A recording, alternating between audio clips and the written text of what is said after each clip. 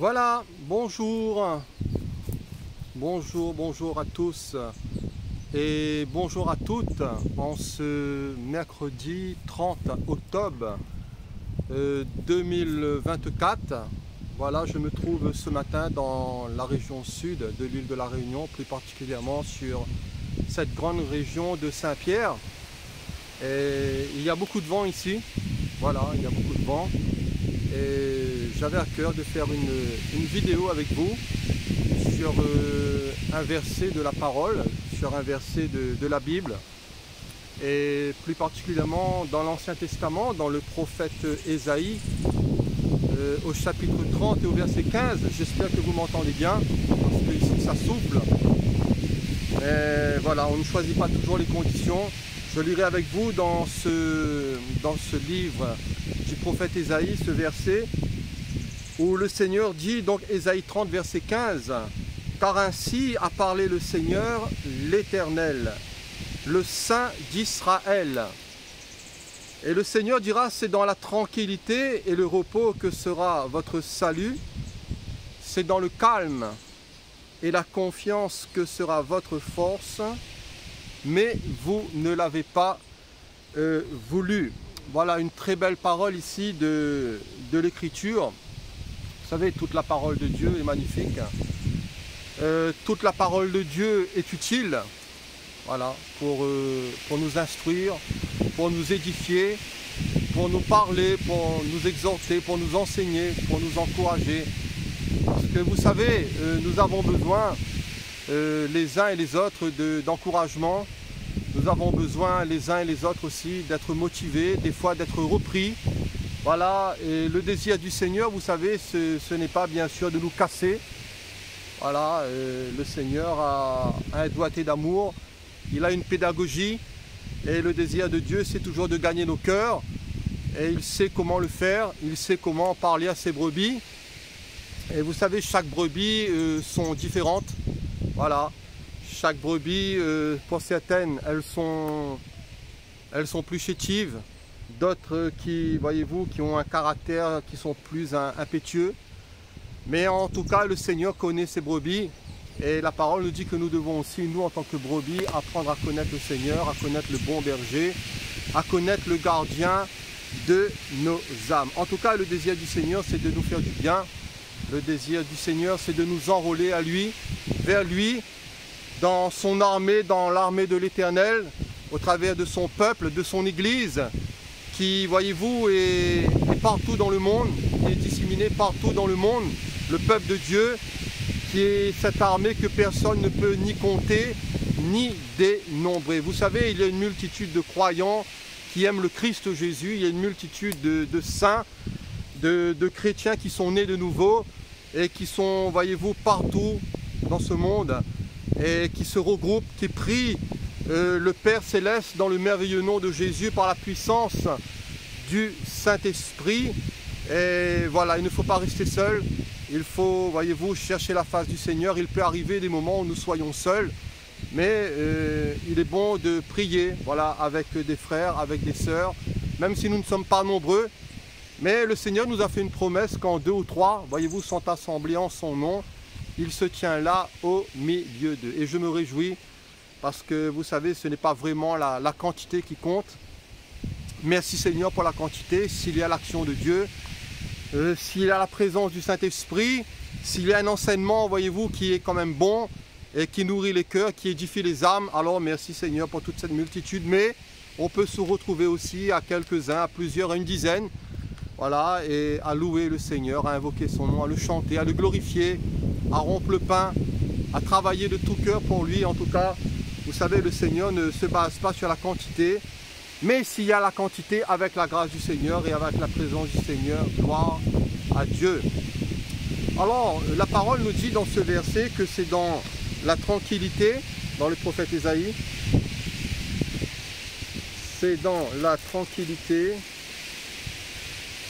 voilà, et le repos que sera votre salut. C'est une parole du Seigneur, de l'Éternel, du Saint d'Israël. C'est dans le calme et la confiance que sera votre force. Mais la parole rajoute ceci, et le Seigneur dit que vous ne l'avez pas voulu. Voilà, vous ne l'avez pas voulu. Vous savez, cela m'a fait penser à une parole dans le Nouveau Testament où Jésus, parlant de Jérusalem, dira que combien de fois j'ai voulu vous rassembler comme une poule rassemble ses poussins, ses petits, et vous ne l'avez pas voulu. Vous savez, le problème n'est pas de Dieu. Le cœur de l'homme, vous savez, qui peut vraiment le pénétrer, le cœur de la femme, qui peut connaître les profondeurs d'un cœur, d'une âme, d'un individu, les mobiles, tout ce qui pourrait nous pousser à agir, les circonstances, une chose et une autre. Mais en tout cas, vous savez, je crois personnellement, c'est ma conviction en étudiant la Bible. Après, je ne sais pas ce que vous pensez, mais je crois que c'est l'homme qui fait son malheur. Voilà. Et dans ce livre du prophète Isaïe, il y a une série de malheurs qui est annoncée, qui est prononcée à l'encontre du peuple de Dieu, et plus particulièrement dans ce chapitre 30, parce qu'ils ont fait alliance avec l'Égypte et ils ont cherché le secours de l'Égypte, qui est pour nous aussi une image du monde, puisque l'Égypte signifie en hébreu Mitzraïm, et ça nous parle de servitude, ça nous parle d'enfermement, ça nous parle, voyez-vous, de choses pénibles. Et quand on s'éloigne du Seigneur, pour tous ceux et toutes celles qui ont goûté à la grâce de Dieu, quand on s'éloigne de la face de Dieu, parce que vous savez, je ne vous apprends rien, quand vous lisez les récits de l'Ancien Testament, quand vous lisez les récits des prophètes, que ce soit le prophète Jérémie et même Ézéchiel, ou bien d'autres, là moi je suis dans le prophète Ézéchiel, et vous savez combien de fois le Seigneur a suscité des prophètes pour ramener le cœur du peuple.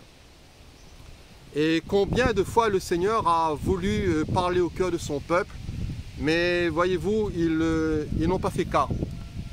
Voilà, bien souvent, ils n'ont pas fait cas. Et ils ont connu des drames, ils ont connu des déportations, ils ont connu des misères, ils sont tombés dans le misérabilisme. Et vous savez, ils se sont dressés toute espèce d'idoles et ils ont abandonné l'Éternel. Ils se sont détournés de Dieu. Et ils n'étaient plus dans la tranquillité, ils n'étaient plus dans le calme, ils n'étaient plus dans la force, et ils n'étaient plus dans la confiance. Vous savez, à Dieu n'est pas la faute.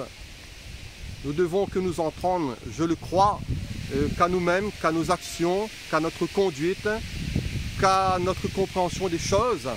En tout cas, le désir du Seigneur, c'est de ne pas nous condamner. Le désir du Seigneur, voyez-vous, ce n'est pas de nous jeter la pierre. Souvenons-nous de cette femme qui était prise en flagrant délit d'adultère dans l'évangile. Et voyez-vous, de tous ceux qui ont voulu lapider cette femme, et le Seigneur a dit, moi je ne te condamne pas. Voilà, je ne te condamne pas, va et ne pêche plus. Et vous savez, le seul qui aurait pu jeter la pierre à cette femme, c'est le Seigneur Jésus, puisqu'il est sans péché. Voyez-vous, lui seul aurait pu dire, il aurait pu prononcer un jugement à l'encontre de cette femme, mais dans son amour, dans sa grâce, et dans sa bonté, le Seigneur, voyez-vous, a eu pitié de cette femme. Et voyez-vous, il a confondu les ennemis de cette femme. Et le Seigneur confond aussi nos ennemis quand nous nous tournons vers lui, quand nous venons vers lui d'un cœur sincère, d'un cœur vrai, oui, avec nos limites, oui, avec aussi nos difficultés, avec nos défauts, voilà, avec nos péchés, voilà, il faut le dire. Puisqu'Israël, voyez-vous, dans l'Ancien Testament, à maintes reprises, le Seigneur les a repris. Et le prophète dira, mais vous avez autant de villes que de dieux. Et vous savez, ils s'étaient dressés toute espèce d'autel. Ils avaient fait alliance, voyez-vous, avec des peuples étrangers. Ils s'étaient fourvoyés. Ils avaient abandonné la loi du Seigneur. Et ils ont connu, voyez-vous, toute espèce de difficulté. Pourquoi? Parce que le Seigneur a ôté la protection. Vous savez, on ne le réalise peut-être pas souvent, mais c'est une vérité, le Seigneur nous protège. Et que ce soit dans le travail, que ce soit dans le monde spirituel, que ce soit dans nos activités, s'il n'y avait pas la main du Seigneur, voyez-vous, on serait bien vite pris de court et nous deviendrons bien vite la proie de l'ennemi, la proie du malin, la proie du diable, de la chair aussi, de cette chair de péché. Mais il y a la main de Dieu, il y a la main de Dieu sur moi, il y a la main de Dieu sur vous certainement. Et vous savez, tout cela, c'est l'effet de la grâce de Dieu. Tout cela, c'est l'effet de l'amour de Dieu. Tout cela, c'est l'effet de sa présence, de sa bonté, de sa miséricorde. Et vous savez, s'il n'y avait pas cela, s'il n'y avait pas le bras de Dieu, s'il n'y avait pas la main du Seigneur, s'il n'y avait pas l'œuvre du Saint-Esprit, s'il n'y avait pas l'efficacité du sang de Jésus sur notre vie, alors nous serions bien sûr la proie du diable, nous serions la proie des bêtes féroces, nous serions la proie du péché, de toute espèce de passion qui pourrait combattre dans nos membres et qui nous tiendrait assujettis. Mais il y a la protection de Dieu, il y a l'œuvre de la croix qui nous croyons qui est efficace, que nous croyons qui est suffisante.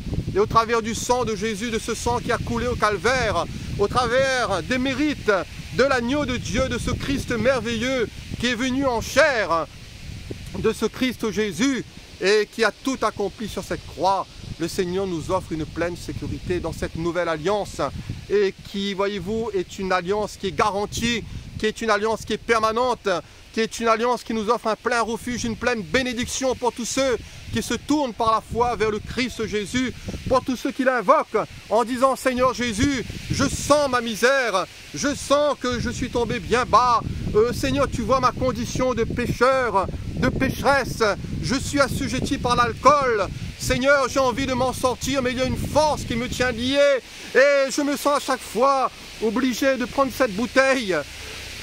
Je me sens à chaque fois obligé d'aller dans cette buvette, dans ce bar, et je me saoule, et je vois que je suis misérable, je vois que mes enfants sont malheureux, je vois que mon portefeuille se vide, je vois que vraiment c'est la misère dans mon foyer, mon mari est malheureux, parce que je suis comme une éponge, je bois, Seigneur, et je n'arrive pas à m'en sortir, je t'en supplie, viens à mon secours, mon Dieu, je crois que tu as tout accompli sur cette croix. Délivre-moi de ce vice, délivre-moi de ce lien, délivre-moi, Seigneur, de cette chaîne qui est l'alcool. Et certainement le Seigneur entendra ta voix. Cher ami, invoque le Seigneur. Ce n'est pas à Dieu la faute, mais vous savez, depuis la chute, depuis que le péché est entré dans l'humanité, les hommes sont avilis, les hommes et les femmes sont esclaves de bien de liens, de bien d'addiction, de bien de chaînes, de bien de vices. Mais au travers de l'œuvre de la croix, par la foi dans l'œuvre du Messie, du Machiar, de celui qui est mort en croix, mais de celui qui est ressuscité le troisième jour, qui a vaincu la mort, qui a vaincu Satan, qui a vaincu ce monde, l'esprit de ce monde, qui a vaincu nos péchés. Nous avons une pleine garantie, nous avons une pleine assurance, nous avons une pleine bénédiction, nous avons une pleine protection au travers du sang précieux de Jésus-Christ, au travers de son œuvre magnifique, au travers de sa mort et de sa résurrection. Vous savez, à Dieu n'est pas la faute. Mais le Seigneur, voyez-vous, veut nous bénir. Cher ami, le Seigneur veut te bénir. Peut-être que les hommes te condamnent, peut-être que la médecine te condamne, peut-être que tu es tombé bien bas dans le trou. Voilà, tu es dans les méandres, tu es assis dans les ténèbres et dans l'ombre de la mort. Mais sache que l'Éternel veut être ta lumière. Sache que l'Éternel Dieu, au travers de son Christ Jésus, veut être ton salut. Il veut être ton bouclier. Il veut te restaurer. Il veut te délivrer de tes vices. Il veut te délivrer de tes addictions. Il veut te délivrer peut-être même de la perversion, de l'esclavage du péché et de la mort. Peut-être que tu as peur de la mort parce que tu ne sais pas ce qu'il y a après la mort. Mais le Seigneur Jésus a réglé le problème de la mort puisqu'il est ressuscité. Le troisième jour, ô mort, où est ta victoire? Ô mort, où est ton aiguillon? La mort est morte, cher ami. Jésus a vaincu la mort. Et par la foi, nous sommes dans le salut de Dieu. Nous sommes protégés, nous sommes gardés. À nous, voyez-vous, d'être sages. À nous d'être intelligents. Et chaque jour, de nous confier dans le Seigneur. De nous confier dans sa parole. De nous confier dans son Saint-Esprit. De nous confier dans le sang de l'Alliance, le sang du Christ Jésus qui n'est pas le sang de taureau, qui n'est pas le sang de vache, de bouc ou de quelque bête que ce soit, mais ce précieux sang qui nous purifie de tout péché. À Dieu n'est pas la faute. Le désir de Dieu, c'est que nous soyons dans la tranquillité, dans le repos, dans le calme, dans la confiance, dans le salut de Dieu. À la croix, le Seigneur Jésus a pu dire que tout est accompli. Cher ami, retenez cela dans votre cœur. Tout est accompli. Vous savez, nous étions même pas nés. Nos parents n'existaient même pas. Notre grand-père, notre grand-mère, notre arrière-grand-père, arrière-arrière-arrière-grand-père et grand-mère n'existaient même pas. Et nous-mêmes, nous n'avions même pas vu le jour. Et voyez-vous, le tout accompli existait déjà. L'œuvre avait déjà été faite. La provision est là. Vous savez, dans l'œuvre du Machiar, dans l'œuvre de la croix, au travers du sang de Jésus, au travers de ses meurtrissures, et par la foi, non pas par les œuvres de la loi, mais par la foi, nous avons accès au trône de la grâce. Nous pouvons nous approcher avec confiance du trône de Dieu afin d'être secourus dans nos besoins. Cher ami, la porte de la grâce est encore ouverte. Jésus a dit, je suis la porte.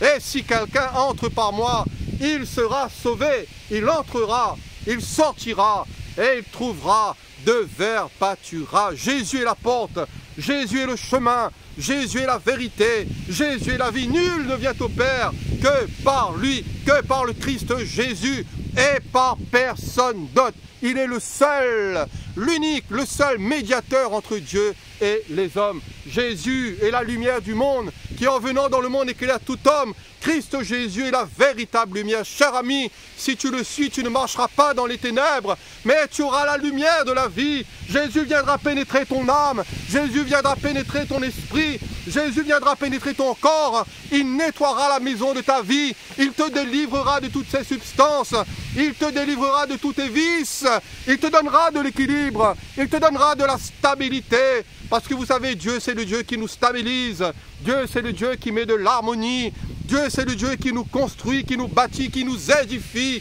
et qui nous prépare à son avènement, à son royaume et à sa gloire. Cher ami, ce n'est pas la faute à Dieu. Le Seigneur nous a tout donné au travers de son Christ Jésus. À nous de lui ouvrir les portes de notre cœur, à nous d'être sensibles à la voix du Saint-Esprit, à nous de ne pas être rebelles, oh, de ne pas avoir une nuque dure, une nuque raide, mais en nous humiliant toujours sous la puissante main de Dieu. La main de Dieu est forte, Dieu est puissant pour nous secourir. À nous de plier les genoux devant le Père en disant « Seigneur, aie pitié de moi. Je suis qu'un pauvre homme, Seigneur. Je ne suis qu'une pomme femme. C'est vrai peut-être que j'ai des diplômes. C'est vrai peut-être que j'ai mon bac plus 5. C'est vrai peut-être que j'ai travaillé beaucoup à l'école. C'est vrai peut-être que je suis instruit, Seigneur. Mais je suis malheureux. Je suis malheureuse à cause de mon péché. Parce que mon péché me domine. Parce que la chair de péché me tient assujetti. Ô Christ Jésus, Christ Jésus, je t'en supplie, délivre-moi de mes idoles, délivre-moi de mes liens, mets-moi au large, Seigneur, et compassion de moi. Cher ami, si tu lances ce cri, si tu lances ce SOS vers le Seigneur te bénira. Alors le contexte ici de cette lecture d'Ésaïe 30, c'est tout simplement les résolutions sans Dieu. Quand vous lisez tout ce chapitre 30, c'est le secours de l'Égypte, de Mitzraïm, c'est le rejet aussi de l'écoute de la loi de Dieu. Dites-nous des choses flatteuses. Voilà le peuple du Seigneur qui était tombé bien bas, bas, bas. Voilà, dites-nous des choses flatteuses. Vous les faux prophètes, voilà, dites-nous des choses flatteuses, mais ne nous donnez pas de bons conseils, ne nous parlez pas de vérité. Dites-nous des chimères, racontez-nous des histoires, des rêves, mais ne nous dites pas la vérité. Donc le peuple d'Israël s'était fourvoyé. Ils avaient abandonné le Seigneur, l'écoute de Dieu, de la loi, de la parole de Dieu. Mais c'est dans la tranquillité, c'est dans le calme, c'est dans la confiance que sera notre force, que sera notre salut. Ce mot tranquillité ici en hébreu, j'ai pris quelques notes, signifie retrait, isolement et retour à Dieu. Cher ami, la tranquillité aussi, c'est se mettre à part. C'est chercher la face du Seigneur, c'est d'abandonner aussi les bruits de la ville. Vous savez, il y a tant de bruit autour de nous. Moi, ce matin, pour faire cette vidéo, Seigneur, j'ai dit, donne-moi un endroit paisible, donne-moi un endroit tranquille. C'est vrai qu'il y a du vent, mais il y a plein de bruit autour. Mais je bénis le Seigneur, parce que j'ai pu faire ce matin cette vidéo avec vous. Et je suis très heureux. Savoir se retirer.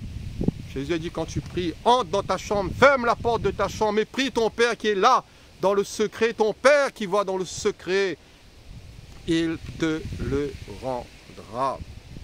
Le repos.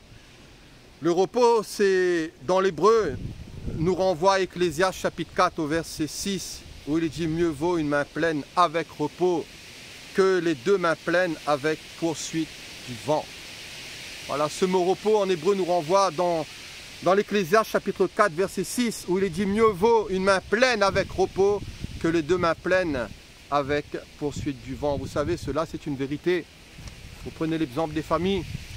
Alors je ne dis pas que la femme ne peut pas travailler ou n'a pas le droit de travailler, mais quand vous avez un foyer où l'épouse est là et qu'elle veille les marmailles, qu'elle fait grandir les marmailles, qu'elle veille sur sa case, qu'elle est là comme, voyez-vous, comme une protection pour son foyer, elle veille ce qui se passe sur sa maison et elle accueille son mari, elle est là, elle fait du bien à ses sujets et vous savez, c'est une bénédiction. C'est vrai qu'il n'y a qu'un salaire, peut-être le salaire du mari, c'est vrai que peut-être le mari ne gagne pas des millions, mais il y a un équilibre, il y a une harmonie, il y a des rencontres, il y a le dialogue. Et mieux vaut une main pleine avec repos que deux mains pleines avec poursuite du vent. Combien qui ont deux salaires, qui payent beaucoup d'impôts? Combien qui ont deux salaires, qui ne se croisent même pas, qui ne se voient même pas? Et le soir on rentre, on est tellement fatigué, on va à la douche, on va au lit et à demain. Et vous savez, souvent ensuite c'est la catastrophe. Souvent ce qui arrive c'est les déboires, c'est voire même des séparations. Parce qu'il n'y a plus le temps de se voir, il n'y a plus le temps de parler, les enfants sont à gauche, le mari est à droite, la femme est au centre. Et chacun ensuite fait ce qu'il veut. Mieux vaut une main pleine avec repos que deux mains pleines avec poursuite du vent. Le repos dans l'hébreu, c'est aussi le repos de la mort. C'est ce que j'ai relevé dans mon dictionnaire hébreu. J'ai pris quelques notes très vite, voilà. Mais je vais vous parler avec mon cœur. Et ce mot repos nous parle aussi du repos, le repos de la mort. Jésus a dit que servirait-il à un homme de gagner le monde entier s'il perdrait son âme? Que donnerait un homme en échange de son âme? Souvenons-nous de cet homme dans cette parabole qui, voyez-vous, il avait beaucoup de biens et tout cela lui rapportait. Il a dit: j'abattrai mes greniers, j'en ferai de plus grands. Et je dirai à mon âme: tu as beaucoup de biens en réserve pour plusieurs années, mange, bois et réjouis-toi. Mais le Seigneur lui dira: insensé, cette nuit même ton âme te sera redemandée, et ce que tu as préparé, pour qui cela sera? Cet homme pensait en années.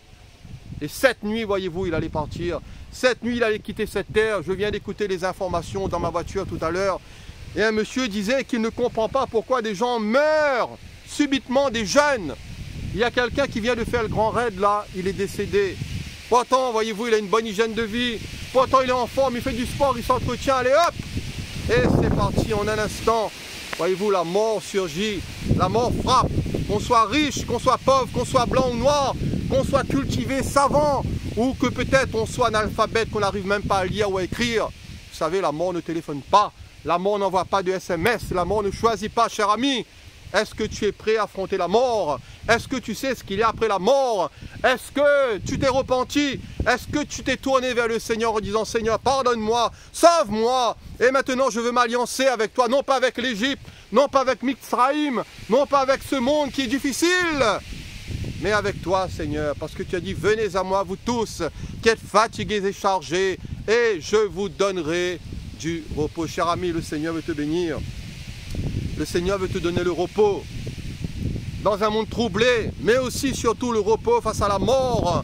Il veut enlever tes péchés, il veut te libérer, il veut t'affranchir, parce qu'à la croix, le Seigneur a tout accompli. Et si tu viens à lui par la foi, non pas en disant: Seigneur, je mérite, non pas en disant: Seigneur, combien ça coûte, Seigneur? Non, le Seigneur ne veut pas de ton argent. Le Seigneur veut ton cœur. Mon fils, ma fille, donne-moi ton cœur. Cher ami, est-ce que tu es prêt à donner ton cœur à Jésus?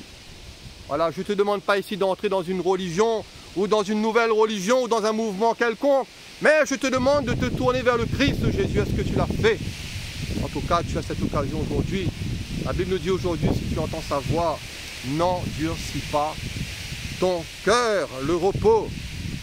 Mieux vaut une main pleine avec repos que deux mains pleines avec poursuite du vent. Le repos, c'est le repos face à la mort. Plus de condamnation, cher ami, pour tous ceux qui sont unis dans le Christ Jésus. Si tu n'es pas uni au Christ Jésus, tu es déjà condamné. Voilà. La Bible nous dit: celui qui a le Fils, il a la vie, mais celui qui n'a pas le Fils, il n'a pas la vie, mais la colère de Dieu demeure sur lui. Dieu, nous dit la Bible, a tant aimé le monde qu'il nous a donné son Fils unique, afin que quiconque croit en lui ne périsse point, mais qu'il ait la vie éternelle. Non pas qu'il aura, mais il a déjà la vie éternelle. Cher ami, nous vivons déjà dans le salut, nous jouissons déjà du salut qui est quelque chose d'acquis, qui est quelque chose qui est fait, que le Seigneur a fait pour nous. Maintenant, notre responsabilité en tant que chrétien, que croyant, vous savez, cela consiste en quoi? Non pas essayer d'obtenir le salut, puisque le salut a été déjà acquis pour nous, par les mérites du Christ Jésus. Mais notre responsabilité consiste à revêtir la nature divine. Notre responsabilité en tant que chrétien consiste à nous édifier, à nous construire dans le Seigneur, à pouvoir laisser le Seigneur nous travailler pour que nous soyons dirigés par le Saint-Esprit et que nous marchions dans une sanctification qui soit conforme à lui. Non pas une sanctification humaine, non pas une sanctification religieuse avec une observation de règles, de principes, en disant ne fais pas ceci, ne touche pas cela. Tous ces préceptes qui nous abrutissent, voyez-vous, qui nous emmènent plutôt dans l'asservissement, dans l'esclavage. Mais si le Fils nous a franchis, nous serons réellement libres. La sanctification par la foi de l'Esprit. Là où est l'Esprit, là est la liberté. C'est comme dans l'Ancien Testament. Voyez-vous, les hommes suivaient là où l'Esprit montrait la voie, là où l'Esprit montait le chemin. C'est dans le calme, c'est dans la tranquillité, c'est dans le calme, c'est dans la confiance que sera votre force. Voilà, ce mot confiance en hébreu nous renvoie dans Proverbe 1, verset 33, où le Seigneur dit « Celui qui m'écoute reposera avec assurance. » Celui qui m'écoute reposera avec assurance. J'ai l'assurance, dira l'apôtre, que ni la mort, ni la vie, ni les choses présentes, ni les choses à venir, ni les dominations, les puissances, les hauteurs, les profondeurs, rien, rien, dira l'apôtre, ne pourra nous séparer de l'amour de Dieu manifesté en Christ. Quelle est ton assurance, cher ami? Peut-être que tu me diras, j'ai pris une assurance pour la retraite, j'ai pris une assurance vie, j'ai pris une assurance en cas de coup dur sur ma maison, j'ai pris une assurance à la banque. Mais est-ce que tu as pris une assurance face à la mort, face à l'éternité, cher ami? Cette assurance, tu l'as au travers de la personne et de l'œuvre du Christ Jésus, du Machiar, qui t'appelle, qui frappe à la porte de ton cœur. Jésus a dit, je me tiens à la porte et je frappe. Si quelqu'un entend ma voix, qu'il ouvre la porte, j'entrerai chez lui, je souperai avec lui et lui avec moi. C'est vrai que le Seigneur parlait à une certaine des églises de l'Apocalypse, mais nous pouvons transposer cela à notre cœur.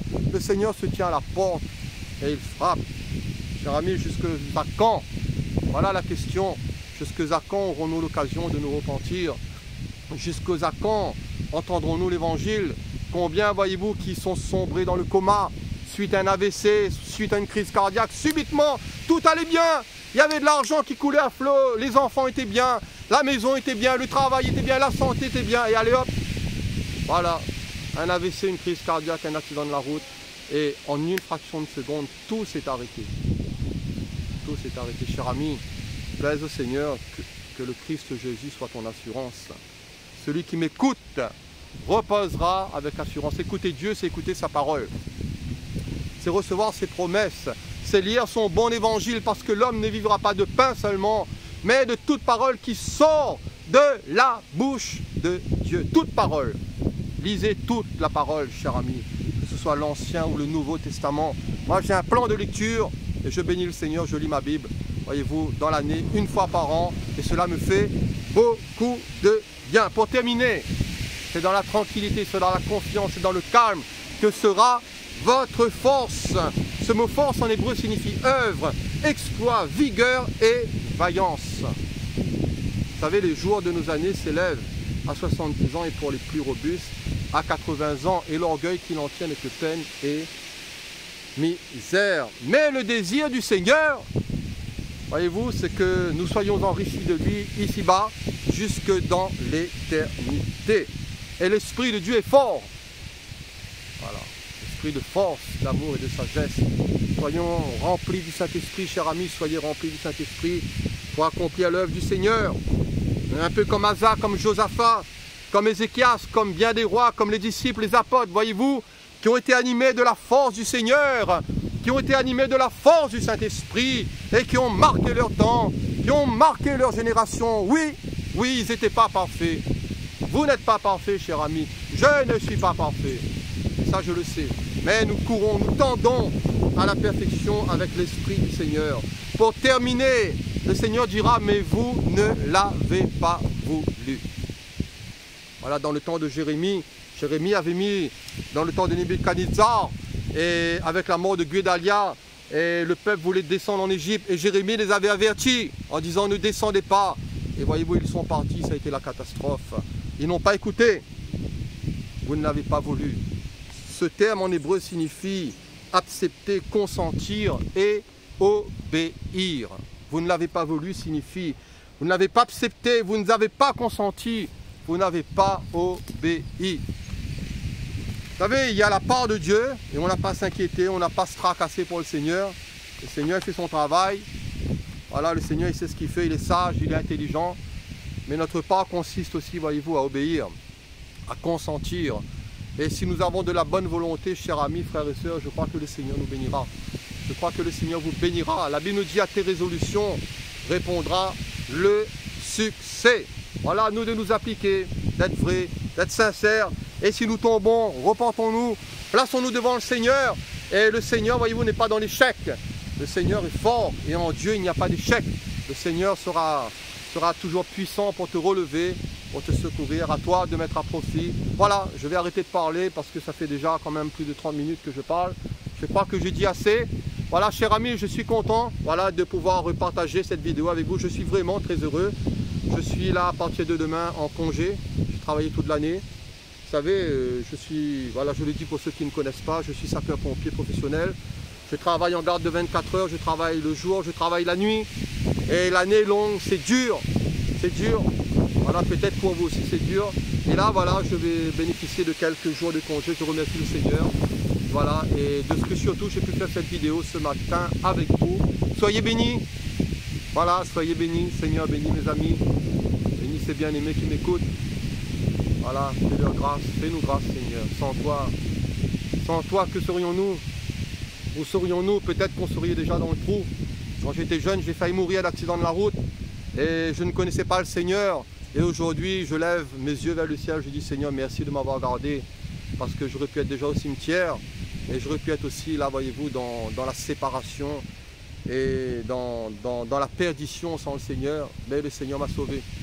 Voilà, non pas parce que je mérite, non pas parce que je suis meilleur qu'un tel ou qu'une telle.